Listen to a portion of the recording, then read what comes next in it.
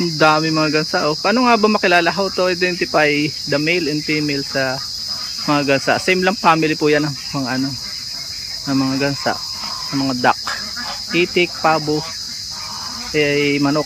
Isa lang ang paraan ng pag-identify niyan. At subukan natin usapin si Brad Joseph kung paano yung caretaker dito sa farm ng sa Faith Paradise Farm.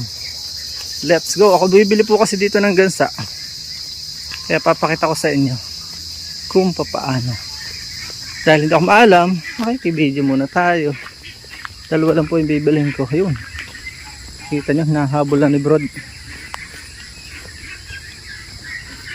Ayan o, yan. Ang baba lang ng ano, ng floor. Ay grabe, hindi sila na, hindi na ano. Ayan na, ayan na, ayan na, ayan na. Ayun, nagdapa na yung isa. Yun, yan na, yan na, yan na. Yun, yan ang babae. Mamaya na natin titingnan kung babae. Ito. Laki. Hindi, kung pwede yung isa, yung itim. Yung itim kukunin ko. Yung itim. Yun. Okay, hello.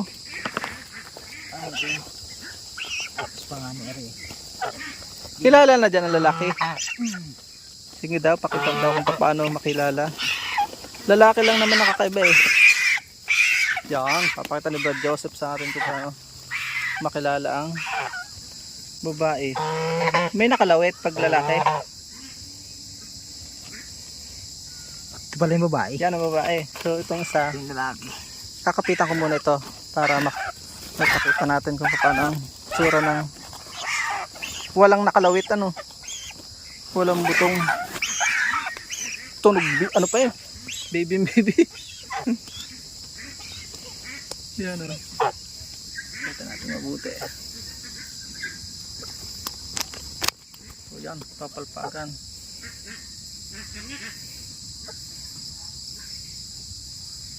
Babae din yan, ah. Ay, lalaki. Yun, yung may butong na yun na lalabas. Maliit lang pala, no? Nakakalitor niya pag hindi ka maalam. So yun lang po. Ganun lang po pag-identify. Kailangan ko kunin mo lalaki yung isa. Yung isa para magandang, madaling makilala. Saka na lang ako, yan o.